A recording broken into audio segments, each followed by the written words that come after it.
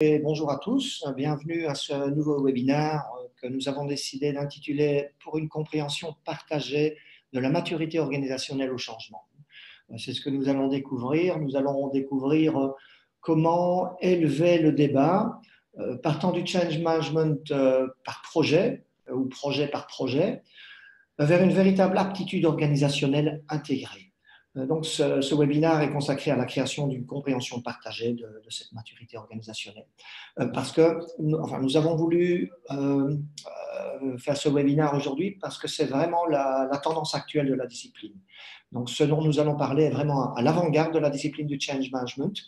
Nous avons commencé à appliquer le change management sur des initiatives spécifiques. Nous en avons bien démontré l'impact. Nous avons montré comment nous pouvons être à temps et dans les budgets et mieux répondre aux exigences techniques et mieux atteindre les objectifs des projets si nous préparons, équipons et soutenons activement les collaborateurs au travers des changements. Et c'est la discipline de change management. Nous savons que ça fonctionne sur un projet, sur 10 projets, mais comment est-ce qu'on va l'élever au niveau suivant pour que l'excellence dans le change management, dans le changement, fasse partie de qui nous sommes, fasse partie du tissu de l'entreprise et pas juste quelque chose que nous faisons de temps en temps. C'est donc l'essence de la maturité organisationnelle en change management et nous allons développer cela aujourd'hui. Alors, voici en quelques mots l'agenda de ce dossier. Nous allons commencer avec le pourquoi du développement de la maturité. Pourquoi devrions-nous investir le temps, l'énergie, la mentalité pour développer la maturité organisationnelle en change management?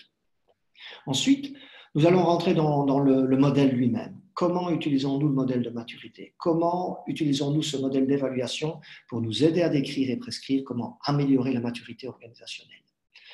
Et nous allons conclure en voyant les actions que nous pouvons entreprendre pour améliorer et augmenter la maturité organisationnelle.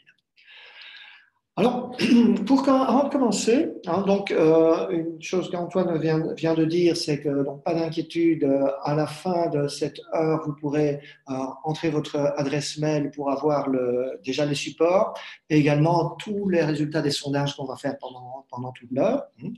Voici le premier sondage que je vous propose. Donc, vous ouvrez une fenêtre ou vous prenez votre téléphone portable ou une tablette et vous allez vous connecter sur le site paulev.com/nexum. Et là, vous allez voir apparaître la question, le plus grand défi que j'ai pour faire progresser la maturité organisationnelle de mon entreprise est. Et je vous invite à à compléter cette phrase. Donc, réfléchissez aux difficultés que vous rencontrez liées à la progression de la maturité organisationnelle dans votre entreprise. Donc, prenons une petite minute. Vous complétez cette phrase. Le plus grand défi que vous avez est. Je lis le manque de compétences, le manque de soutien du leadership. Je pense que beaucoup de personnes ne seront pas vraiment surprises de ceci. C'est en effet quelque chose que j'observe souvent et c'est deux choses distinctes. C'est vraiment les compétences à développer en interne et également le leadership à développer et à utiliser pour le développement notamment des compétences. Les ressources limitées, en effet, je pense que c'est souvent un obstacle très, très fréquent. Et j'ai l'habitude de dire, de faire fonctionner le change management en entreprise, si ce n'est pas la responsabilité de quelqu'un, ce sera la responsabilité de personne.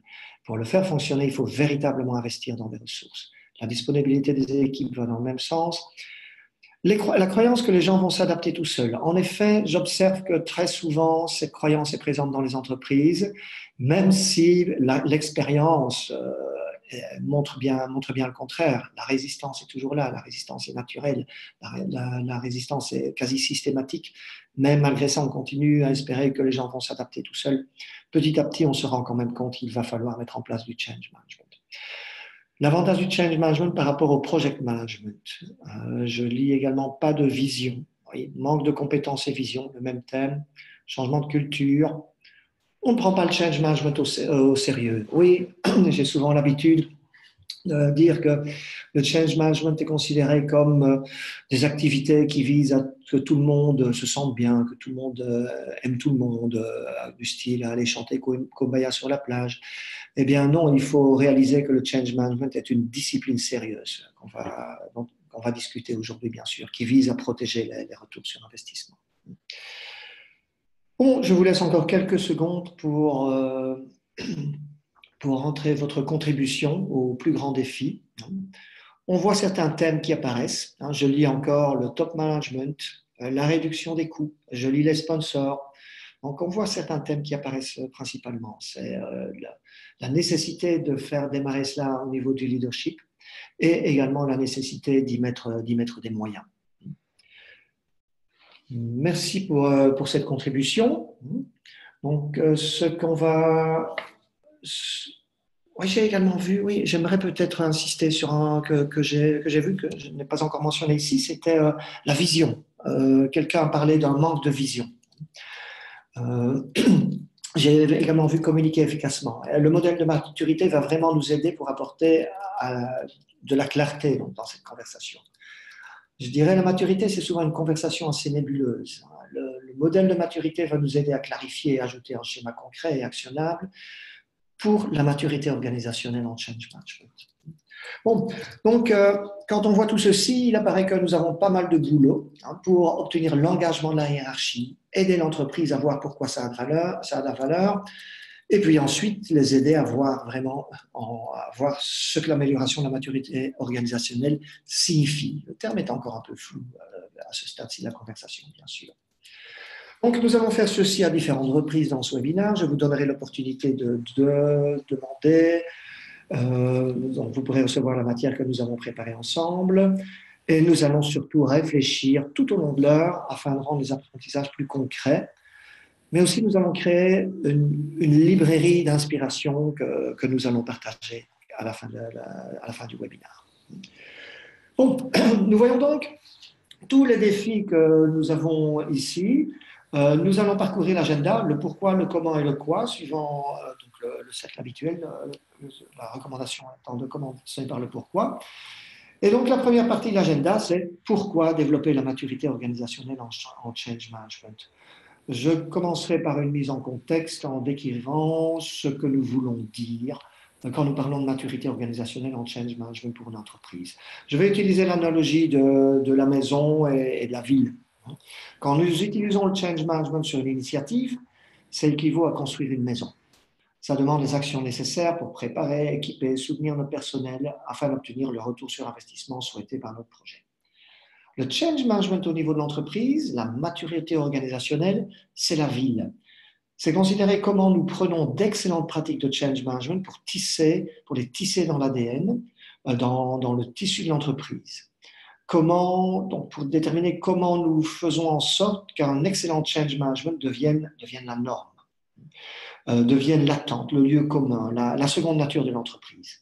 C'est vraiment le but ici. Et je dirais les innovateurs et premiers adopteurs dans ce domaine réalisent que leur aptitude organisationnelle au changement est ce qui va leur faire devancer la concurrence. Et c'est ce qui explique cet intérêt grandissant pour le développement de compétences en change management au niveau des entreprises, au-delà de l'application du change management sur des initiatives spécifiques. C'est devenu une nécessité aujourd'hui à cause de la rapidité des changements. Nous faisons face à des changements plus grands que ce que nous avons jamais connu dans notre vie. Nous faisons face à des changements plus rapides que ce que nous avons jamais connu dans notre vie ou dans nos entreprises. Alors, nous mettons en œuvre des changements plus complexes, plus transverses. Il est déjà loin maintenant le temps des changements sur 3 ans dans un département. Maintenant, nous parlons de changements sur 3 mois au niveau de l'entreprise qui changent fondamentalement qui nous sommes.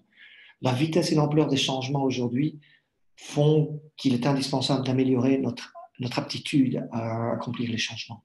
De plus, il apparaît que de nombreuses entreprises commencent à être confrontées à la saturation du changement. La saturation du changement, c'est quand il y a plus de changements en cours que ce que nous pouvons réellement traiter en tant qu'organisation. Je vais me référer à la dernière étude de ProSci qui a mis en évidence que 73% des participants, donc 73% des participants ont indiqué qu'ils étaient proches de la saturation ou au point de saturation ou même au-delà. Donc les 3/4 des entreprises participant à cette recherche étaient proches ou au-delà du point de saturation. Et il apparaît que la saturation a des conséquences. Tout comme la résistance, la saturation a un coût. Nous avons des conséquences individuelles telles que la frustration, le stress, la colère, la fatigue. Nous avons des conséquences au niveau des projets, en ratant les échéances, en n'ayant pas les ressources appropriées, en échouant complètement dans la pérennisation de la valeur et des améliorations. Et l'organisation souffre. Le déclin du moral dans les équipes, perte de focalisation sur les fondements du business, attrition systémique. Quand nous avons trop de changements en cours par rapport à ce que nous pouvons traiter, il y a des conséquences. Améliorer notre aptitude à mettre les changements en œuvre en augmentant notre maturité organisationnelle va nous aider à traiter et à atténuer les conséquences de la saturation dans l'entreprise. Il y a donc ce que j'appelle la vélocité du changement et la saturation. Donc, la troisième partie de l'histoire, c'est que le change management nous aide à augmenter l'agilité organisationnelle. Et l'agilité organisationnelle apparaît de plus en plus sur les grands radars de nos directeurs. Dans une étude de PricewaterhouseCoopers, 76% des chefs d'entreprise ont dit que leur aptitude à s'adapter au changement sera un facteur essentiel d'avantage concurrentiel. Dans un article de McKinsey par Donald Sull, 9 dirigeants sur 10 ont rapporté que l'agilité organisationnelle était critique pour le succès de leur entreprise et que son importance grandissait au cours du temps. Et le PMI, le Project Management Institute, nous donne une équation très claire. Une plus grande agilité organisationnelle donne une meilleure performance qui donne un plus grand avantage concurrentiel. Ainsi, la maturité en change management est un facilitateur essentiel de l'agilité organisationnelle. Nous avons récemment fait un webinaire spécifique sur l'agilité organisationnelle comme impératif stratégique, si vous vous en souvenez. Et nous y avons vu que si nous analysons ce qui fait qu'une entreprise est agile, l'aptitude en change management est résolument dans la liste. C'est un des facilitateurs essentiels. Dans la maturité organisationnelle en change management, donc, ce que nous voyons, c'est que cette maturité, c'est le facilitateur essentiel de l'agilité en tant qu'attribut de l'entreprise. Alors, nous savons aussi que quand l'entreprise devient sérieuse à propos de mettre en place une approche commune standardisée pour augmenter la maturité en change management, il y a des bénéfices supplémentaires. Nous savons que c'est un impératif stratégique. La stratégie, en fait, c'est du changement. Et si nous voulons réaliser nos aspirations stratégiques, nous devons être capables de mettre les changements en œuvre. Nous savons que de nombreuses sources d'avantages concurrentiels se sont érodées ces dernières années et je crois vraiment que devancer la concurrence par le changement sera ce qui différencie les vainqueurs. Nous savons que le change management sur un projet est une très bonne chose. Il augmente la probabilité d'atteindre les objectifs par un facteur 6, comme on l'a vu dans la recherche. Il augmente aussi la probabilité de terminer à temps et dans les budgets. Mais il apparaît aussi que votre entreprise a des douzaines ou des centaines de projets en cours. Ainsi, la maturité en change management consiste à obtenir les bénéfices cumulés d'un excellent change management au travers de tout un portfolio de changements. Et enfin, il y a la valeur à tirer d'une approche commune, bien sûr. Quand nous avons un langage commun et une approche commune, nous obtenons la cohérence, nous obtenons l'aptitude à nous améliorer continuellement. Nous arrivons à apprendre ensemble. Nous arrivons à équilibrer les charges et partager les ressources dans l'entreprise. Donc, une approche commune faisant partie du trajet de maturité organisationnelle nous donne la fondation pour véritablement consolider les victoires et véritablement étendre l'application dans l'entreprise. Donc, pour faire court, du point de vue d'un dirigeant d'entreprise, nous parlons de vélocité du changement, de saturation, d'agilité, d'impératifs stratégiques, d'avantages concurrentiels, et je vais vous demander de prendre part à un sondage. De nouveau, vous reprenez votre fenêtre paulev.com/Nexum et je vous demande d'indiquer quels sont les pourquoi qui résonneront auprès de vos dirigeants. Et vous pouvez en prendre plusieurs, je dirais, vous en prenez 3 au maximum. Donc, qu'est-ce qui va résonner aux oreilles de vos dirigeants? Est-ce à propos de la vélocité du changement, de traiter des changements plus grands, plus complexes et plus transverses? Ça nous demande de nous améliorer dans la mise en œuvre des changements. Et qu'en est-il de la saturation et des conséquences au niveau des individus, des projets de l'organisation quand nous avons plus de changements que ce que nous pouvons traiter?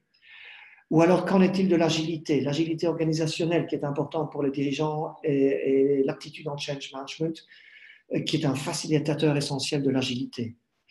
Est-ce à propos de l'impératif stratégique? La stratégie, c'est le changement. J'ai dit, alors pour mettre en œuvre et réaliser nos aspirations stratégiques, nous devons exceller dans la conduite du changement. Et qu'en est-il de l'avantage concurrentiel? Les vainqueurs dans le futur sont ceux qui pourront dépasser la concurrence. Et qu'en est-il des bénéfices cumulés ou de la valeur d'une approche commune? Je vous laisse encore quelques secondes pour indiquer chez vous.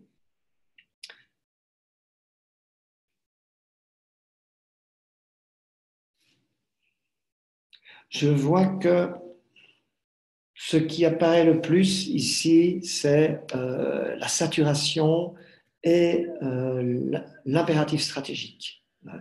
La saturation, en effet, comme on l'a dit, vous avez vu les chiffres, énormément d'entreprises que je rencontre souffrent de la saturation. Énormément de comités de direction que nous rencontrons ont également du mal à prendre en main ce véritable problème de saturation. Nous menons avec eux des discussions, des réflexions sur comment mieux gérer leur portfolio de changement. Je ne suis donc pas étonné de voir que c'est la saturation qui peut être le meilleur argument, le meilleur pourquoi pour lancer la discussion de la maturité organisationnelle. Donc, donc, le discours que vous allez devoir tenir face à vos dirigeants bon, est différent à celui que d'autres participants à ce webinaire vont tenir. Vous devez être sûr que vous tenez un discours qui se réfère donc, à ces véritables inquiétudes. Je vois saturation et principalement impératif stratégique. Donc, vous devez faire écho aux inquiétudes et aspirations de votre public cible. Mais voilà, je voulais juste partager avec vous, avant toute autre chose, voir comment vous percevez cela. Comment on peut commencer à parler de maturité d'une manière qui élève vraiment la conversation à ce niveau stratégique des dirigeants au sein de l'entreprise. Alors, parlons un peu de la recherche de ProSci. Il apparaît clairement qu'un niveau de maturité en change management plus élevé correspond à des taux de succès de projets plus élevés dans l'ensemble du portfolio. Ce que vous voyez dans la partie droite de l'écran, c'est le pourcentage de projets dans l'entreprise qui réussissent quand on les déploie.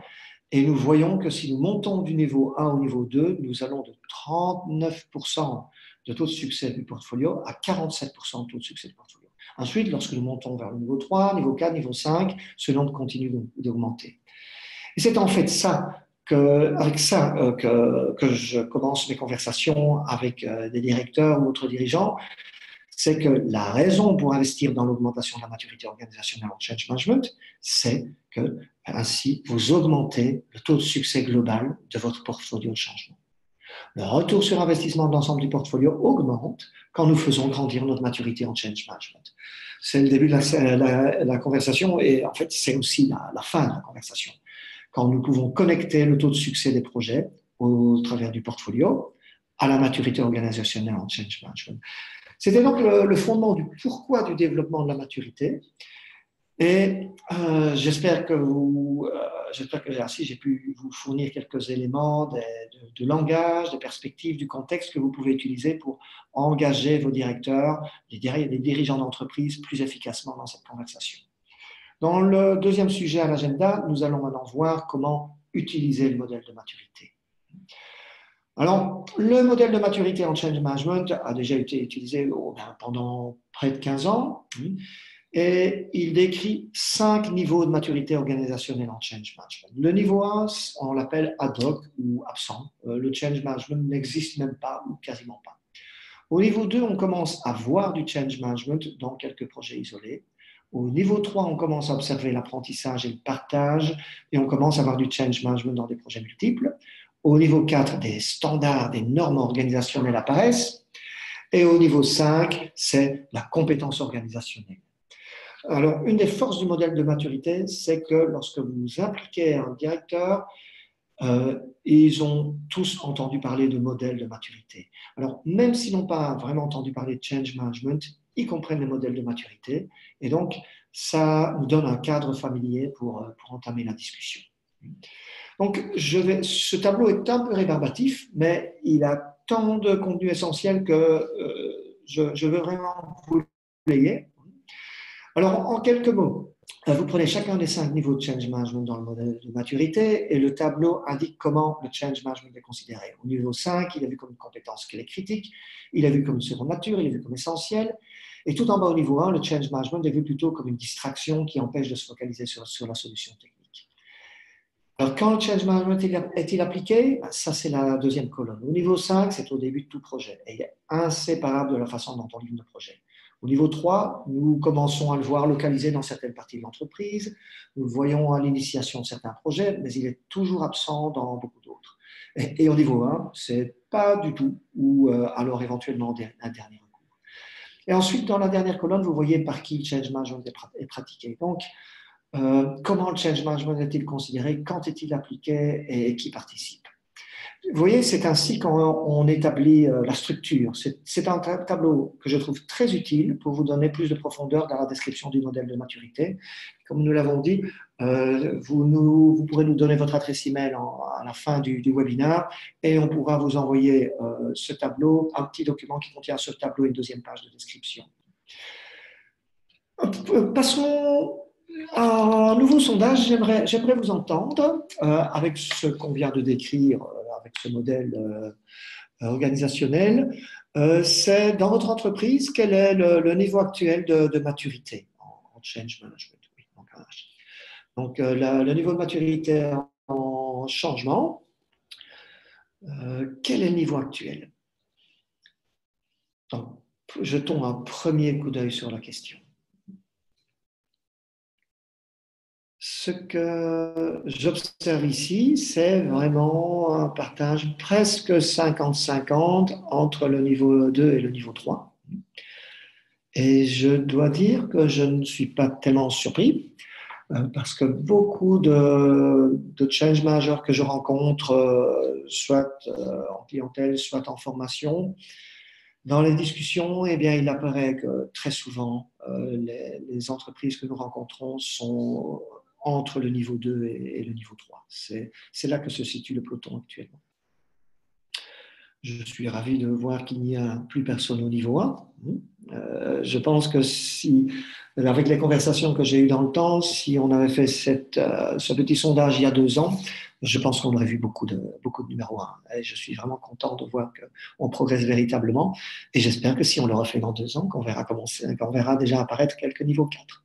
Donc voilà, je vois quand même une majorité sensible au niveau 2 et quand même un bon nombre au niveau 3. Donc, ce qu'on va utiliser ce qu'on va explorer maintenant, suite à ce sondage, c'est le modèle de maturité. On va voir qu'il est utile. Il va nous permettre de décrire ces différents niveaux de maturité. Mais à ce stade-ci, juste deviner à quel niveau vous pensez être, ça a peut-être quelque chose un petit peu spécial, un petit peu incongru. Peut-être que vous avez eu l'impression de lancer une fléchette dans l'obscurité, là, en disant est-ce que c'est niveau 2, est-ce que c'est niveau 3? Eh bien oui, je le concède, à ce stade-ci, c'est un petit peu flou, mais c'est justement là-dessus qu'on va avancer. Rapidement, un petit mot d'historique des développements liés au domaine de maturité. Le modèle date déjà de 2004. Il a été largement diffusé en 2005 et 2008, et en 2012, on a connu un grand pas en avant avec la création d'un outil d'audit de maturité en change management et aussi d'un atelier spécifique sur le sujet que nous donnons chez Nexo. C'est l'atelier de change management au niveau de l'entreprise, le CME, Change Management au niveau de l'entreprise, et aussi d'une feuille de route, CME, sur un outil qui est disponible en cloud. Donc, l'audit de maturité nous permet de prendre le cadre du modèle de maturité et de poser un véritable diagnostic. Et tout d'abord, donc, il nous donne un moyen d'apporter de la clarté à la maturité. Je vous ai posé la question, où en est votre organisation? Pas facile d'y répondre. Eh bien, on va voir maintenant une des plus grandes valeurs de ce modèle et de ce système d'audit, c'est que la maturité, d'accord, c'est souvent une conversation très nébuleuse, mal définie, mais quand nous avons une manière véritable d'en parler, eh bien, tout devient beaucoup plus clair. Et les 5 niveaux du modèle de maturité et ensuite la profondeur du modèle de maturité vont nous aider à le comprendre. Ils nous aident à quantifier notre maturité, bien sûr.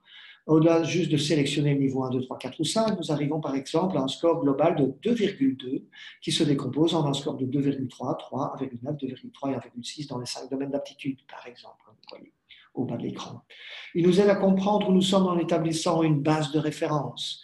Il nous aide aussi à suivre le progrès et il nous aide à réellement focaliser nos efforts. Il est si facile de se laisser distraire par toutes les possibilités que nous avons d'avoir l'impact sur l'augmentation de la maturité. Eh bien, nous allons voir ici comment nous décidons et aussi comment focaliser nos efforts. Et c'est l'audit de maturité qui va nous aider à faire ça. Bon, un élément important du modèle, c'est qu'il se base sur des attributs observables que nous pouvons voir quasiment lorsque nous promenons dans les couloirs de votre entreprise pour véritablement comprendre votre niveau de maturité. Et la recherche a mis en évidence 5 domaines d'aptitude. Alors, le premier, c'est le leadership. Et je ne veux pas simplement dire le leadership en général, mais je veux dire le soutien du leadership pour le change management dans l'entreprise. Avons-nous une vision pour augmenter notre aptitude? Vous vous souvenez, c'est ce qu'on a vu dans le premier sondage, manque de vision. Avons-nous un sponsor à un niveau senior? On a dit manque de leadership. Avons-nous une coalition de sponsors qui soutient l'effort d'augmenter la maturité en change management? Le deuxième domaine d'aptitude, c'est l'application. Dans quel pourcentage de nos projets appliquons-nous le change management? Dans combien de parties de l'entreprise appliquons-nous le change management? Dans combien de parties de l'entreprise voyons-nous que le change management commence dès le début? Quel type de projet applique le change management? Est-ce juste les projets IT ou de nombreux types de projets différents? Donc, le deuxième domaine d'application, le deuxième domaine d'aptitude que nous explorons est relatif à l'étendue de l'application. Le troisième domaine d'application, c'est à propos des compétences individuelles. Nous savons que mener le changement ne se fait pas par une seule personne ou même un petit groupe d'experts sur le sujet. Nous savons que les dirigeants ont un rôle particulier pour faire réussir le changement. Nous savons que les managers ont un rôle spécifique pour faire réussir le changement. Nous savons que nos collaborateurs ont un rôle spécifique, et nos chefs de projet, et nos concepteurs de solutions. Comment faisons-nous progresser ces compétences individuelles au travers de toute l'entreprise? Et quel est le niveau des compétences qui ont été atteints et qui sont démontrés? C'est ce troisième domaine d'aptitude. Alors le quatrième, c'est la standardisation. Avons-nous une approche commune? Avons-nous partagé cette approche commune? Avons-nous une méthodologie commune, une boîte à outils commune? Est-ce que tout le monde sait où ils sont et comment se les procurer? Avons-nous des descriptions de fonctions et des trajets d'évolution de carrière? Avons-nous câblé le change management dans notre approche de gestion de projet ou notre approche de planification stratégique ou notre approche d'amélioration continue des processus? Avons-nous largement standardisé notre approche de gestion du volet humain de changement? Et dans le cinquième domaine d'aptitude, c'est la socialisation. Avons-nous vraiment créé l'appropriation au travers de l'entreprise à propos de l'importance du change management? Est-il vu comme une perte de temps, juste une autre chose à faire, ou est-il vu comme véritablement un attribut essentiel, une valeur, une partie de notre culture, un différenciateur qui serait ce qui nous distingue dans notre croissance? Quelle qualité de socialisation du change management avons-nous apporté au travers de l'entreprise? Donc maintenant, nous avons pris les niveaux 1, 2, 3, 4, 5 et nous y avons ajouté de la profondeur. Qu'en est-il du soutien du leadership pour le change management? Qu'en est-il de l'étendue et de profondeur de l'application du change management? Qu'en est-il de ces compétences individuelles de bas en haut? Et avons-nous standardisé et avons-nous socialisé? Donc, je vous propose un sondage supplémentaire pour les 5 attributs dont je viens de parler. Eh bien, pointez le niveau de maturité actuel de votre entreprise. Chacun, vous allez pointer, vous reprenez donc paulev.com/nexum et vous pointez dans chacune des 5 colonnes le niveau où se trouve votre entreprise. Ici, par exemple, en termes de leadership, je vois une belle distribution allant du niveau 1 au niveau 5.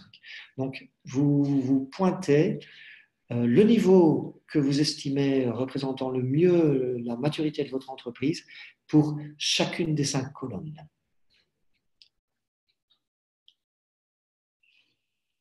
Donc, nous commençons à voir un peu plus de profondeur maintenant.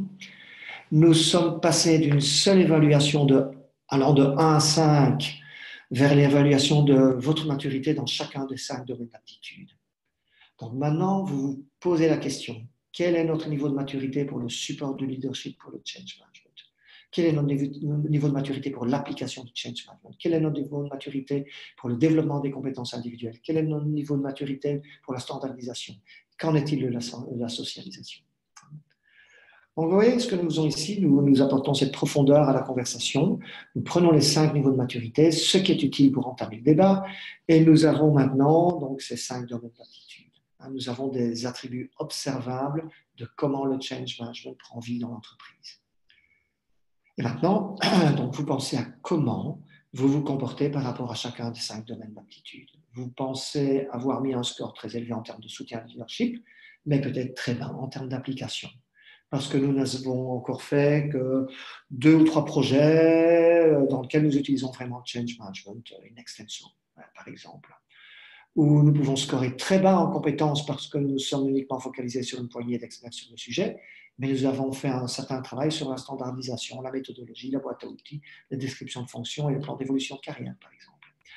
Donc, ça vous apporte cette profondeur supplémentaire de la compréhension de ce qu'on entend véritablement par maturité, un niveau supplémentaire de réflexion et de compréhension sur la maturité. Donc, quand on regarde spécifiquement les valeurs ici, on voit, je suis intéressé de voir quelques points au plus haut niveau de compétences organisationnelles pour le leadership. Donc, j'entends par là véritablement le leadership de l'institutionnalisation du change management. Et pour le reste, en effet, principalement un nuage entre les niveaux 2 et 3, ce qui continue à correspondre à ce que nous avions fait en toute première instance. Et voilà, c'est ainsi que notre audit de maturité prend vie. Nous avons les 5 niveaux de maturité et nous avons les 5 domaines d'aptitude. Et sur base de recherche et d'expérience, il y a 50 facteurs spécifiques à évoluer. 8 facteurs en leadership, 8 en application, 12 en compétences et en standardisation et 10 en socialisation. Et ainsi, vous faites un audit de diagnostic complet pour voir où vous en êtes. Nous allons, si vous voulez bien, un pas plus loin pour utiliser du scoring par rubrique pour chacun des facteurs. Donc, je vous montre, c'est ici juste à titre d'exemple, le facteur 1.1. Dans le domaine d'aptitude du leadership, le tout premier facteur est le niveau de sponsorship pour le change management. Et vous avez ici une description de ce à quoi ressemblent les niveaux 1, 2, 3, 4 et 5 pour ce facteur. Et au niveau 5, nous avons un sponsor au niveau le plus senior, ayant l'autorité et l'étendue de contrôle nécessaire, qui a été désigné et qui soutient l'initiative de façon active et visible. Au niveau 4, nous avons un sponsor à un niveau senior qui a été désigné et soutient l'effort. Au niveau 3, nous avons le bon sponsor, mais qui n'est pas encore vraiment engagé.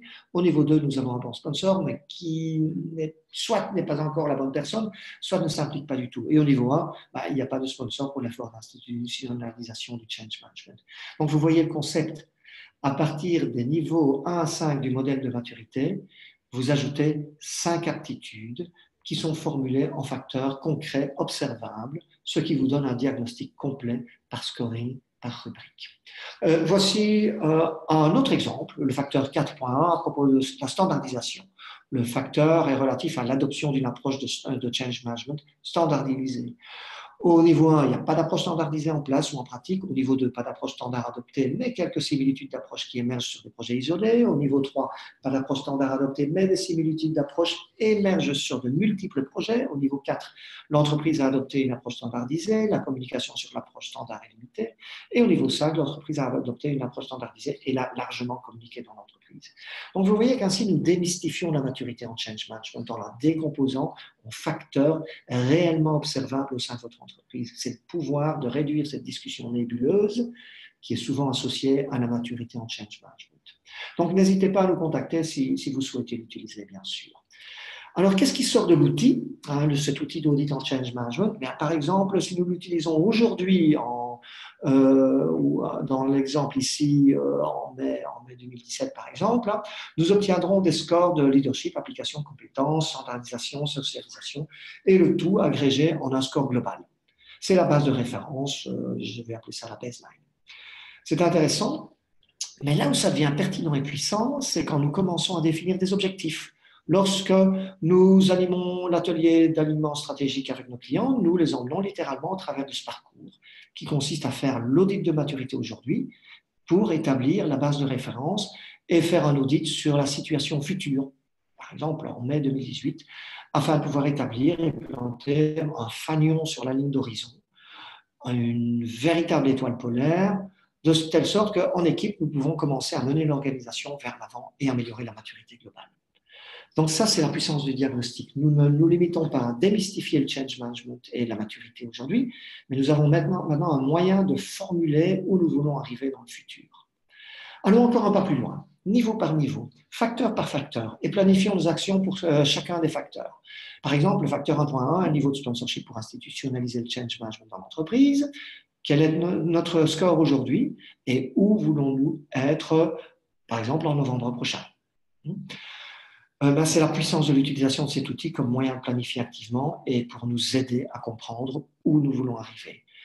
Donc, voilà ce qu'est le modèle de maturité. C'est un outil de diagnostic qui nous aide à démystifier la maturité en considérant 5 niveaux de maturité, 5 domaines d'aptitude, 50 attributs observables et en faisant un scoring par rubrique. afin de créer cette compréhension commune et partagée qui nous aide à établir la base de référence et qui nous aide à comprendre où nous allons. Donc, voici quelques réflexions sur les utilisations de l'audit de maturité. Il y a 4 utilisations principales. Nous pouvons l'utiliser pour mesurer la maturité, pour guider nos actions, pour aligner les parties prenantes et pour clarifier notre approche. Je vais vous donner quelques éclairages sur ces utilisations. Puis après, je vous demanderai bien sûr de contribuer à la réflexion sur l'utilisation du modèle de maturité. La première utilisation, c'est pour mesurer la maturité. C'est un outil de diagnostic quantifié et il peut, en tant que tel, être utilisé pour nous aider à mesurer la maturité. Bon, voici quelques exemples. Il nous aide à évaluer le niveau de maturité initiale, il nous aide à établir des buts et objectifs pour un futur niveau de maturité, il nous aide à suivre le progrès du trajet de change management au niveau de l'entreprise, il nous aide à comprendre où nous sommes et où nous voulons aller, le niveau que nous aspirons à atteindre. Je vais vous proposer un sondage concernant la mesure de la maturité. Donc, vous reprenez paulv.com/nexum et vous allez écrire dans votre fenêtre comment pourriez-vous utiliser le modèle de maturité pour mesurer la maturité. Donc, vous indiquez comment vous pourriez l'utiliser. Que pourriez-vous faire?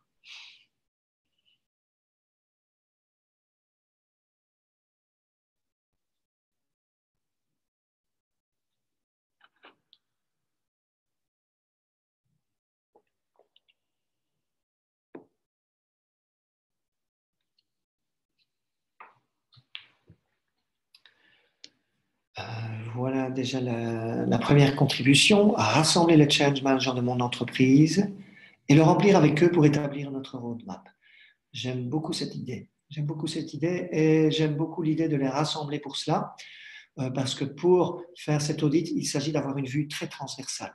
Ce que j'ai observé lors de l'utilisation de cet outil avec de nombreux clients, c'est que si on a un nombre trop restreint de participants, on va avoir une vue seulement sur une portion de l'organisation et les résultats risquent d'être tronqués, d'être faussés.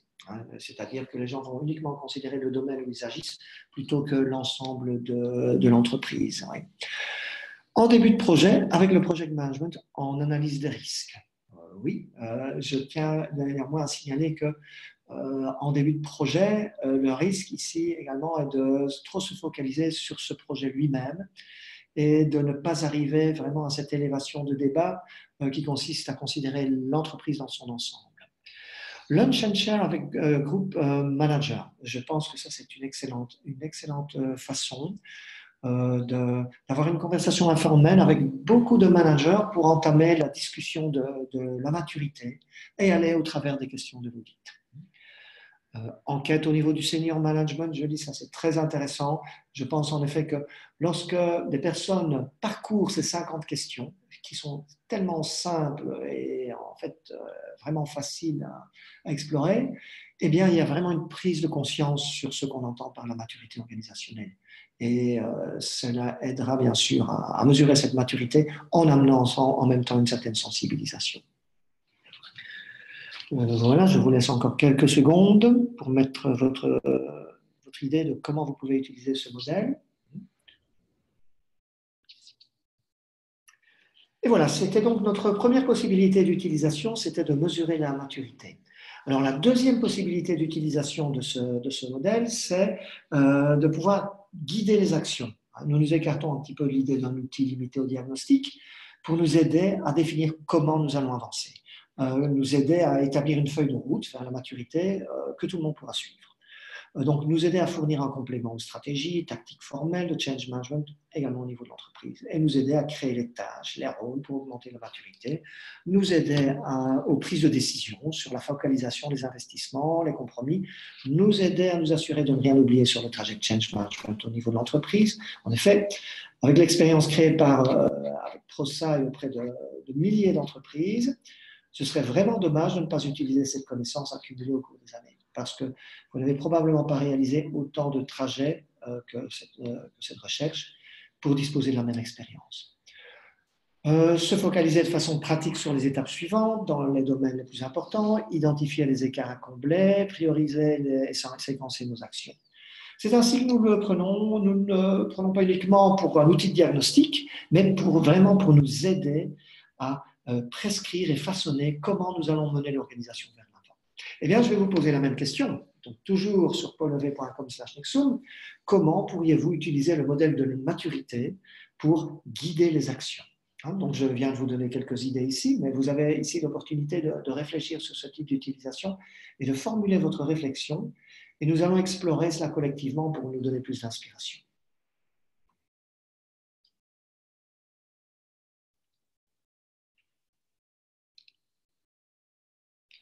Prioriser les actions.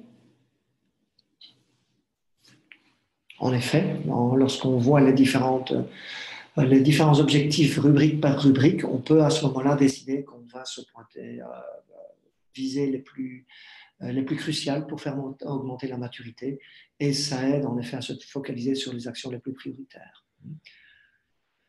Okay. Ajouter le change management au G et O du management. À vrai dire, je ne vois pas très bien ce qu'on entend par le G et le O, mais bon, passons. Identifier et prioriser les actions, définir des objectifs atteignables, mieux identifier les services pilotes ou prioritaires pour déployer des projets institutionnels, établir un plan d'action clair et réaliste pour passer d'un niveau inférieur à celui supérieur. En effet, il faut voir, on peut viser à progresser niveau par niveau. Si on est au niveau 2, par exemple, on ne va pas viser le niveau 5 directement. Il faudra avancer véritablement niveau par niveau, définir une roadmap, certainement. Merci, GNO, Goals and Objectives. Donc, les buts et les objectifs. Merci à ces participants. Avoir des targets en place, des cibles en place. Compte tenu de la maturité constatée, définir au niveau top management les objectifs prioritaires et les actions pour les atteindre. Absolument. Et je vous dirais même, la cerise sur le gâteau est lorsque nous obtenons une conversation au comité de direction où nous arrivons à prendre la décision d'ajouter cela aux trajets stratégiques, aux objectifs stratégiques de l'entreprise. Et lorsque nous faisons ça, en effet, nous arrivons déjà beaucoup mieux à guider les actions à partir de là. Merci donc pour vos contributions. Et on va passer à la troisième possibilité d'action grâce à ce modèle. C'est l'alignement des parties prenantes. Donc, mesurer la maturité, c'est un diagnostic. Guider les actions, c'est pour commencer à être prescriptif. Et aligner les parties prenantes, c'est véritablement susciter l'appropriation et l'engagement, créer cette compréhension partagée. Ça nous aide à aligner nos partenaires le long du trajet. Ça nous aide à créer une vue partagée de la maturité au travers de l'équipe ou du comité de pilotage. Et nous ferons souvent cette évaluation, nous ferons cet audit et nous le projetterons à l'écran afin de capter la conversation et ainsi nous commençons à créer cette vue partagée. Ça encourage les dirigeants à s'engager dans l'action, ça engage les parties prenantes clés et les décideurs, ça nous aide à obtenir de l'engagement, ça nous aide à justifier l'argumentaire, ça nous aide à gérer les attentes de ce que l'accroissement de maturité au changement nécessite. Si nous ne comprenons pas ce que signifie la maturité, nous pourrions penser à je peux sauter du niveau 1 au niveau 4 dans les 3 prochains mois. Eh bien, le modèle de maturité et l'audit aident à aligner les parties prenantes sur ce que le trajet signifie vraiment et sur la réalité du trajet. Et ça nous aide à commencer à standardiser une vue unique du niveau actuel de maturité. Donc, aligner les parties prenantes consiste à apporter de la clarté. Et pour moi, apporter tout le monde au même niveau de compréhension est une des étapes les plus importantes de ce trajet. Et le modèle de maturité va nous aider à créer ce niveau d'alignement. Eh bien, à nouveau, je vous ai donné quelques suggestions concernant l'alignement des parties prenantes et je vous invite donc à participer à ce sondage. Comment pourriez-vous utiliser le modèle de maturité pour aligner les parties prenantes?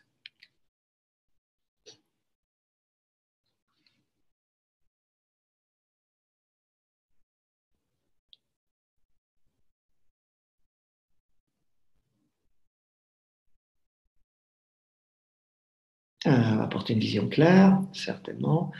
Un langage commun, ah oui, celui-là est crucial, absolument. L'importance de la clarté, la vision claire et le langage commun. La clarté est la chose la plus importante dont nous avons tous besoin pour nous aider à aller de l'avant, plus particulièrement quand nous avançons en groupe, bien sûr. Il n'y a rien de plus puissant que d'avoir des gens alignés et rien de plus déconcertant que d'avoir des gens qui ne sont pas alignés. Si nos parties prenantes ne sont pas alignées à propos du développement de ces aptitudes, beaucoup vont penser faire les bonnes choses et s'engager dans la bonne direction sans réellement faire progresser l'organisation. Donc, le modèle de maturité lui-même, ce cadre de travail, mais aussi l'outil que nous utilisons, nous aide à créer ce niveau d'alignement. Cette compréhension partagée nous aide à avoir la même définition de la maturité, les mêmes compréhensions des éléments les plus importants pour l'accroissement de maturité, de telle sorte que nous pouvons commencer à mener l'organisation vers l'avant. Je lui offrir un référentiel commun sur lequel s'aligner, aligner la vision à nouveau, les sensibiliser au ASIS et à ce qu'il faudra faire pour arriver au to be. C'est donc le plan de transition. Aligner les objectifs à atteindre, identifier et communiquer sur un projet, un programme pilote pour susciter l'envie des autres, créer une émulation. Que de bonnes idées. Oui, oui, je pense qu'on voit clairement des possibilités très pratiques, très spécifiques d'utilisation de ce modèle pour aligner les parties prenantes. Et donc, eh bien, merci à nouveau pour cette contribution. Et ensuite, la quatrième possibilité d'utilisation, eh bien, c'est clarifier notre approche. Je veux dire par là, apporter de la clarté à la définition de maturité. Mettre les parties prenantes au courant du progrès, démystifier l'approche et le processus de ce qu'on entend réellement par développement de maturité, éduquer les autres, la rendre plus tangible et partager la feuille de route. Aligner les parties prenantes est plutôt dans l'esprit, tandis que clarifier l'approche est plutôt dans les mains et dans les pieds, si je puis dire. C'est ce que nous allons faire pour mener l'organisation vers l'avant. Faisons un dernier partage d'idées alors. Une nouvelle opportunité pour vous de réfléchir et de cristalliser votre réflexion sur la façon d'utiliser l'audit de maturité et le modèle de maturité lui-même pour clarifier l'approche. Comment pourriez-vous utiliser ce modèle de maturité pour clarifier l'approche?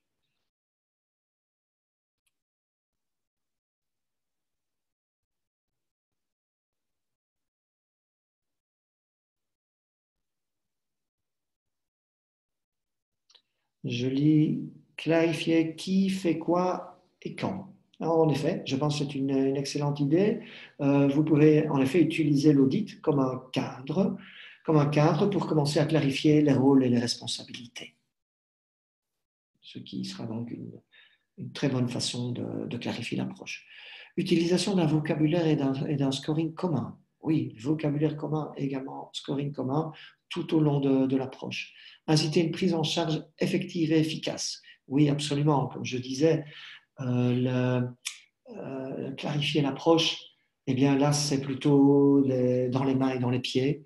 Et on va vraiment parler action spécifique, en déduisant un one-page project plan. Certainement, je suis convaincu qu'avec ce modèle, on peut présenter quelque chose de très synthétique, très compréhensible au niveau managérial et également pour tous les intervenants.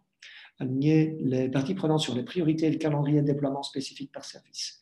Démontrer que le change management est structuré. Oui, j'adore celui-là. On va y revenir, bien sûr. Développer la maturité va demander de la structure, de l'intention et de la structure. Se mettre tous d'accord sur le point de départ commun et donc où l'on veut aller ensemble. Montrer la plus-value de l'approche et un framework précis. Oui. Donc, je vois également beaucoup d'idées.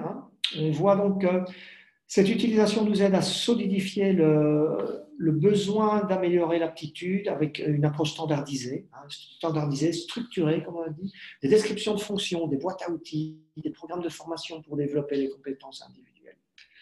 Donc, merci pour ce partage qui nous aide à voir la richesse de ce modèle de maturité, voir à quel point il est puissant.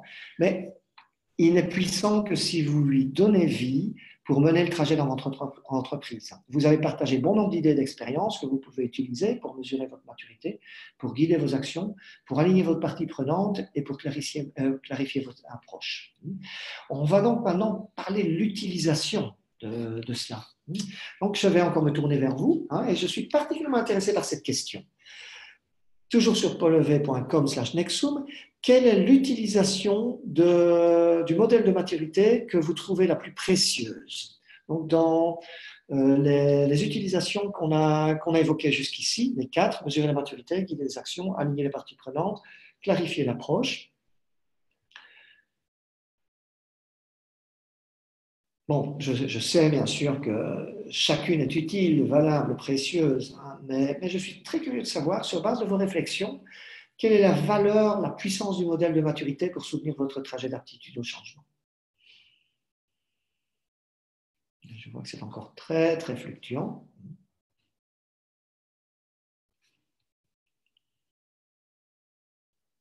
Je vois que mesurer la maturité n'est plus la plus grande valeur, alors que tout au début, c'est bien sûr comme ça que ça a été présenté, ça a été de mesurer la maturité. Euh, En effet, peut-être que l'élément de quantification ne va pas vous apporter beaucoup de valeur en tant que praticien. Bon, toujours est-il, elle vous fournit quand même beaucoup de valeur en termes de votre aptitude à socialiser, communiquer, partager avec d'autres, l'impact que vous avez, et sur quoi vous allez vous focaliser, bien sûr. Et je vois que vous êtes orienté, guider les actions et aligner les parties prenantes. En effet, comme on l'a lu tout à l'heure, c'est le pouvoir définir une approche de projet ou de programme avec des actions dont on a bien défini la priorité et que ce soit absolument clair pour tout le monde, pour toutes les parties prenantes, comment nous allons procéder. C'est intéressant, c'est intéressant. Bon, je propose de passer maintenant à la toute dernière section de notre agenda, c'est-à-dire nous allons traiter des étapes que nous pouvons entreprendre pour augmenter la maturité. Et bon, c'est en fait notre objectif, bien sûr. Donc, le change management au niveau de l'entreprise, c'est le change management en tant que compétence clé. C'est quand du change management solide est devenu la norme, voire un lieu commun, quand il s'intègre dans notre culture, c'est qui nous sommes et pas quelque chose que nous faisons. Et c'est incrusté dans le tissu de l'entreprise. C'est notre but. C'est là que nous tentons d'arriver et c'est en ligne avec l'augmentation de maturité, bien évidemment. L'observation intéressante et importante, c'est que le développement de l'attitude en change management, c'est un parcours, c'est un voyage. L'audit de maturité nous donne un outil de diagnostic pour quantifier où nous sommes aujourd'hui et quantifier où nous voulons arriver. Mais il est important de savoir, et c'est un des messages les plus importants, que ça ne se produit pas instantanément. C'est un parcours qui va prendre des années pour s'améliorer dans la mise en œuvre des changements. Très rapidement, nous pouvons avoir quelques effets immédiats sur des initiatives importantes que nous devons gagner ou qui ne peuvent pas échouer. Mais véritablement améliorer la maturité, c'est un voyage de plusieurs années. Je vais vous poser la question, toujours sur l'outil de sondage, où vous situez-vous dans votre parcours de change management au niveau de l'entreprise? Je dirais, première possibilité, nous ne l'avons même pas encore considéré. Deuxième possibilité, on commence à en parler. Troisième, nous avons commencé à nous mobiliser. Ou quatrième, nous sommes dans la première année de déploiement. Et cinquième, nous déployons déjà depuis plus d'un an. Donc, où en est votre entreprise dans ce trajet de développement de son aptitude organisationnelle, de câblage, de l'excellence en changement dans le tissu de l'entreprise, dans son ADN?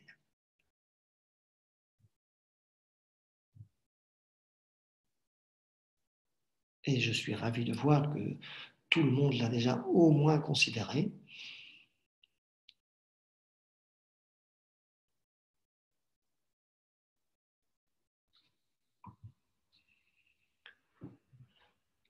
Et nous pouvons voir donc dans quelle mesure le modèle de maturité peut vous aider dans ce trajet. Le modèle de maturité est un modèle si puissant pour ceux qui commencent cette discussion. Il nous aide à ajouter tant de clarté, apporter tant d'alignement et fait vraiment ça dès le début, dès l'établissement de la base de référence pour quantifier la maturité. Donc pour vous, c'est certainement un outil extrêmement précieux. Pour ceux qui sont en phase de déploiement, et donc je vois quand même je vois 18 plus 24% qui sont véritablement en phase de déploiement. Au cours du temps, on observe parfois que l'énergie et l'attention peuvent commencer à décliner. Et l'audit de maturité peut être un outil très important pour aider à valider où vous en êtes sur ce parcours, mais aussi pour réénergiser si vous avez constaté que l'énergie a commencé à diminuer. Donc à toute étape, vous pourrez certainement avoir une grande valeur ajoutée de ce modèle. Merci pour cette contribution. Et donc, on revient à la mission du change management au niveau de l'entreprise, qui est d'apporter structure et intentionnalité à ce parcours dont on parle. C'est un voyage qui prend du temps, de l'énergie, des investissements et ne se produit pas instantanément. Et pour réussir, nous avons besoin de structure et intentionnalité. C'est véritablement la focalisation d'une grande partie de notre travail en change management au niveau de l'entreprise. C'est comment apporter structure et intentionnalité au parcours de développement d'aptitude. Dans notre métier, nous parlons de deux volets. Développer l'aptitude signifie premièrement de développer les compétences individuelles. Donc, de bas en haut, les gens doivent s'améliorer dans la conduite du changement, qu'ils soient dans l'organisation. Et puis, c'est aussi, en deux, développer l'aptitude, qui signifie intégrer effectivement la focalisation sur le volet humain dans les changements, les initiatives, les projets, les programmes, de telle sorte que les considérations du volet humain, comment nous menons l'adoption et l'utilisation, eh bien, deviennent partie intégrante de comment nous menons tout changement dans l'entreprise. Et c'est un parcours, c'est un voyage. Et dans l'atelier d'une journée sur le change management au niveau de l'entreprise, que nous faisons avec différents change managers, et bien voici comment nous organisons ce voyage, en structurant en un projet que j'appellerais Change Management au niveau de l'entreprise. Nous parlons de comment nous gérons le changement aujourd'hui et nous passons un bout de temps à nous focaliser sur l'état futur. Quels sont les buts, objectifs, métriques, aspirations, où nous voulons être demain. Ensuite, nous nous focalisons sur comment nous créons une stratégie pour combler l'écart en utilisant la carte stratégique du Change Management au niveau de l'entreprise, ADCAR, une grande quantité de données de recherche et d'expérience que nous apportons à la table. Nous voyons quel chemin prendre pour combler l'écart, d'où nous sommes aujourd'hui, vers où nous voulons aller, et c'est un parcours qui va nécessiter de l'effort, mais cet effort est récompensé en termes de saturation, agilité, avantages concurrentiels, toutes choses avec lesquelles nous avons entamé ce webinaire. Et je vais vous poser maintenant la question, où en êtes-vous sur ce parcours par rapport à la structure et par rapport à l'intentionnalité? Donc, si vous êtes peu avancé dans le parcours, avec peu de structure et intentionnalité, ce sera le A. En B, c'est peu avancé dans le parcours, mais avec déjà beaucoup de structure et intentionnalité. En C, c'est déjà bien avancé dans le parcours, mais peu de structure et intentionnalité. Et en D, c'est bien avancé avec beaucoup de structure et d'intentionnalité. Bon, ça peut être une réflexion intéressante pour l'ensemble du groupe ici. Hein.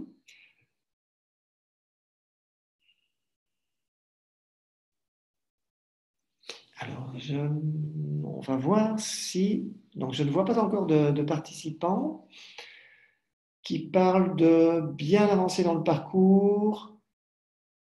Voilà qui apparaissent bien avancés dans le parcours, mais avec peu de structure et intentionnalité. Ça, c'est intéressant. Donc, on a l'énergie, l'enthousiasme pour le change management, mais on ne fait pas cette démarche, on ne prend pas ce mouvement séminal, fondateur, qui consiste à traiter le développement de l'aptitude comme un projet, comme un effort qui doit être géré. Ok, voilà donc où vous en êtes tous sur ce parcours à ce stade. Merci pour votre contribution. Et maintenant, on approche de la conclusion et je vais vous montrer comment on peut vous aider, car c'est ce que nous faisons en effet. Nous aidons les entreprises à développer leur aptitude. Nous donnons des formations telles que l'atelier sur le change management au niveau de l'entreprise. C'est un atelier d'une journée pour les meneurs du déploiement. Nous avons des services de conseil pour lesquels nous apportons des experts pour vous aider à comprendre où vous en êtes aujourd'hui, donner forme à votre parcours, susciter vos aspirations et réellement accompagner le mouvement pour développer votre aptitude organisationnelle. Et nous avons aussi toute une gamme de licences. C'est par une licence que vous pouvez internationaliser la propriété intellectuelle de ProSci. Elle vous permet d'apporter le contenu et les outils afin d'adapter, dimensionner, standardiser. Et toutes ces autres choses qui vous aident à apporter l'approche de change management. Et voici donc ce que nous avons couvert aujourd'hui. Pourquoi développer la maturité? Souvenez-vous, nous n'avons pas parlé de développer la maturité pour le plaisir de développer la maturité, nous avons parlé de développer la maturité pour améliorer la performance de l'organisation, que ce soit la vélocité du changement, la saturation, votre agilité, votre avantage concurrentiel. L'argumentaire pour développer la maturité en change management doit être directement connecté à la performance organisationnelle. Nous avons vu comment utiliser le modèle de maturité et nous avons vu quelles actions nous pouvons entreprendre pour augmenter la maturité dans son ensemble. Je vous remercie tous pour votre participation durant ce webinaire. Et avant de passer aux questions, je vous suggère, si vous êtes intéressé, vous entrez votre adresse mail dans le pôlev.com/nexum. Si vous souhaitez recevoir les supports, les résultats des sondages de ce webinaire et également le petit résumé du modèle de maturité que nous avons préparé, qui tient sur 2 pages et que nous pouvons également vous envoyer si vous êtes intéressé. N'hésitez donc pas à entrer votre adresse mail et nous pouvons maintenant passer aux questions-réponses. Merci Vincent, merci pour ce webinaire très intéressant. Alors déjà une première question qui nous vient mais qui est très pratico-pratique, c'est par rapport à l'atelier justement pour le change management au niveau de l'entreprise, donc ce qu'on appelle en anglais l'ECM Bootcamp. Quand a lieu la prochaine session? La prochaine session a lieu le 21 mars en Belgique. Et si vous souhaitez également recevoir des informations par rapport à celui-ci ou bien vous y inscrire, n'hésitez pas à m'envoyer un mail à antoine.wouters@nexum.eu ou bien tout simplement à prosai@nexum.eu. Vous recevrez donc toutes les infos pour les inscriptions. Une première question pour toi, Vincent, qui est apparue pendant le webinaire, c'est j'ai un nouveau CIO qui ne croit pas du tout au change management. Comment est-ce que je fais avec lui? Très bonne question. Cette question est non seulement très bonne, mais elle est particulièrement importante, puisque, comme on l'a vu, un des leviers essentiels de la maturation de la maturité, de l'augmentation de la maturité organisationnelle est dans le leadership. Alors, avec un CEO qui n'est pas encore tout à fait à bord du change management, donc il y a certainement certains prérequis à travailler. Alors, je dirais pour des situations comme celle-là, face à un tel directeur, le maître mot, c'est ne parlez pas de change management. Ça peut paraître surprenant, n'est-ce pas? Mais en effet, ne parlez pas de ce que vous faites. Parlez plutôt de ce que vous apportez. Voilà, ça c'est certainement une des premières clés. Si vous venez voir ce CEO qui n'y croit pas, il lui dira, mais si vous faites du change management, vous n'aurez tout simplement pas son écoute. Parlez plutôt de ce que vous pouvez lui apporter. Je dirais une structure, les éléments clés de votre argumentaire, si je puis dire, tiennent pour moi en 3 volets. Le contexte, le problème et la langue, le langage. Ce que je veux dire par là, ne parlez pas du change management dans le vide, comme ça, juste pour le change management, mais parlez-en dans le contexte de l'entreprise. Donc, ne venez pas dire que vous faites du change management, mais parlez plutôt de l'importance de protéger le retour sur investissement des grandes initiatives de changement, de capturer ce qu'il espère obtenir comme bénéfice de ces initiatives de changement. Ça, c'est véritablement son contexte. La partie problème, ce nouveau CEO, eh bien, quels sont ses problèmes? Qu'est-ce qui l'inquiète? Qu'est-ce qui l'empêche de dormir la nuit? Vous devez véritablement baser votre discours là-dessus. Évidemment, ce qui l'empêche de dormir la nuit, ce n'est pas de se dire « Ah, il me faut du change management ». Bien sûr que non. Mais ça va être qu'il doit lancer quelques initiatives stratégiques et que le succès de l'entreprise et son propre succès en dépendront directement. Eh bien, connectez votre discours là-dessus. Le succès de ces initiatives ne se fera que si les solutions développées et livrées sont finalement adoptées et utilisées. Ça, c'est le discours. Et alors, le langage. Donc, ne parlez pas de plan de communication, de plan de gestion de résistance, d'analyse d'impact, etc. Parlez simplement de fournir la valeur business de ces initiatives stratégiques, en soulignant que cette valeur business ne viendra qu'au travers de l'adoption et de l'utilisation des résultats des projets. La question qui est toujours très intéressante à poser, c'est si ces solutions ne sont pas utilisées, quel est le pourcentage des bénéfices que nous en obtenons? Ou pour le formuler autrement, arriver à mettre en évidence que autant de pourcents de ces bénéfices que ce nouveau CEO attend dépend du fait que les gens vont adopter et utiliser la solution, et cela va devoir se faire de façon structurée.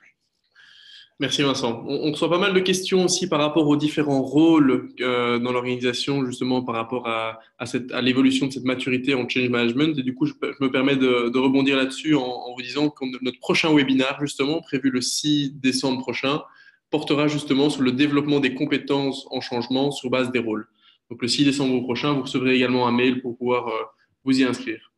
Alors une autre question qui nous vient, c'est comment pérenniser les changements une fois qu'ils ont été intégrés? Ah, oui, oui, excellent point. Euh, Là, eh bien, je vais me référer à vraiment un concept de base du change management que la plupart des participants connaissent certainement, c'est le modèle ADKAR. Puisque mettre en place le change management au niveau de l'entreprise, c'est un changement. Tout le monde en conviendra. Et ce changement doit bien sûr être géré. Et connaissez-vous une bonne méthode pour gérer le changement en entreprise? Eh bien, c'est de mener les changements individuels au moyen du modèle ADKAR. Et en effet, dans ce modèle ADKAR, un élément extrêmement important, c'est le R, c'est le renforcement. D'où cette question. Il ne suffit pas de mettre en place du change management, il ne suffit pas de mettre en place des standards, il ne suffit pas de le mettre en place dans, la, dans les discours quotidiens, dans les couloirs et à la cafétéria d'entreprise. Il ne suffit pas d'avoir quelques beaux messages très porteurs des dirigeants de l'entreprise. Il faut véritablement le pérenniser. Donc, ce que nous allons faire, c'est considérer la mise en place du changement organisationnel comme un véritable projet, de changement. C'est-à-dire que nous allons mesurer l'adoption et l'utilisation. Nous allons appliquer les pratiques habituelles, classiques, de renforcement de changement. C'est-à-dire que nous irons voir sur le terrain, dans tous les projets, dans quelle mesure ils appliquent le change management. Est-ce qu'ils y adhèrent et est-ce qu'ils l'appliquent correctement? Et chaque fois que nous identifierons que certains projets n'ont pas vraiment intégré la partie change management, nous entamerons la conversation avec eux. Pour quelles raisons? Et les raisons peuvent être multiples, soit qu'ils n'y croient pas, soit qu'ils ont un problème d'aptitude à le faire.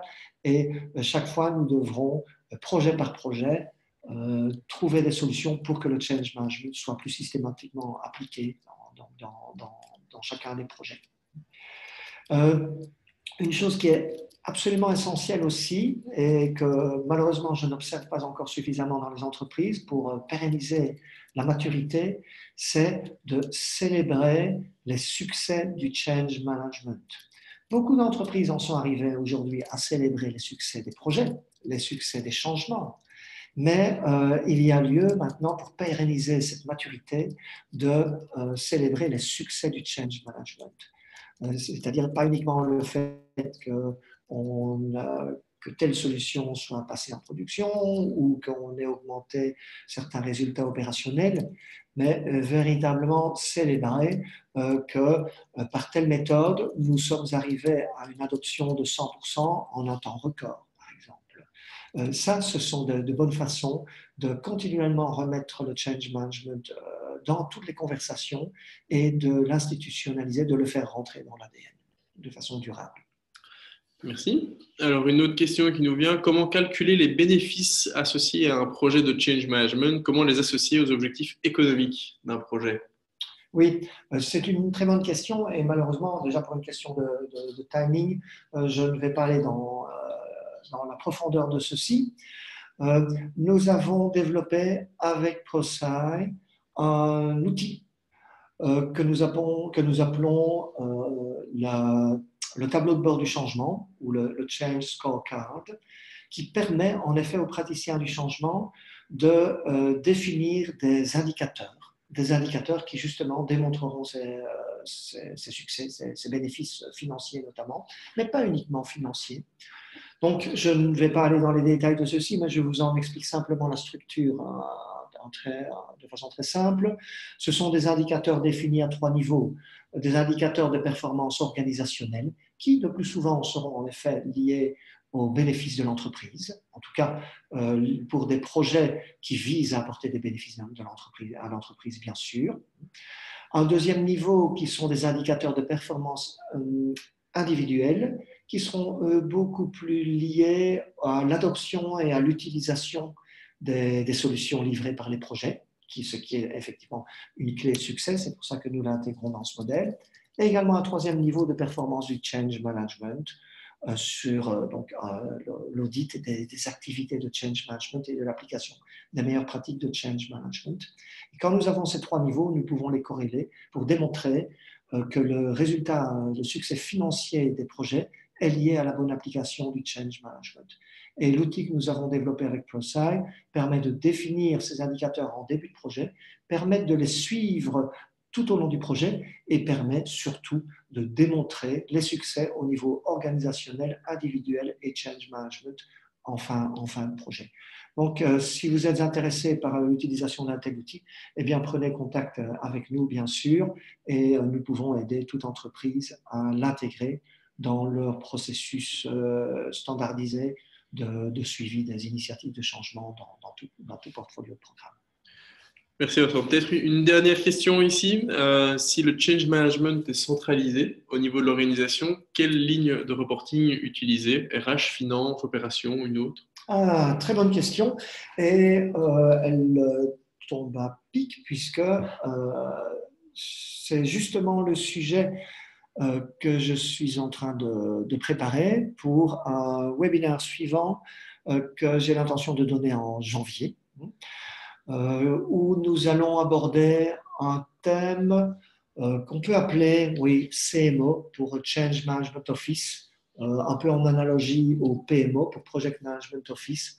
On peut l'appeler CMO ou alors centre d'expertise ou groupe fonctionnel. Enfin, le nom n'a pas tellement d'importance, mais effectivement, nous avons observé ces dernières années, et c'est véritablement dans les tendances, que de plus en plus d'entreprises considèrent la création d'un tel groupe fonctionnel, d'un tel centre d'expertise au sein de l'organisation pour mener l'amélioration de la maturité en changement de l'entreprise.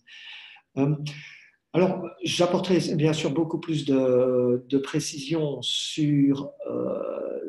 à propos de cette question, mais je peux déjà lever un coin du voile, bien sûr. Mais, la personne qui a posé cette question, je lui recommande vraiment de suivre nos annonces pour les prochains webinaires, puisqu'en janvier, il y en aura précisément sur ce thème.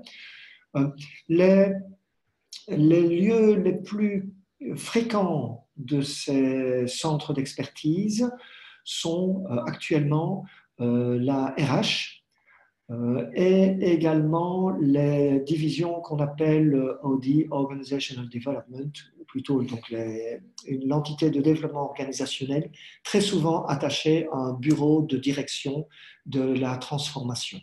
Ce sont les 2 localisations les plus fréquentes.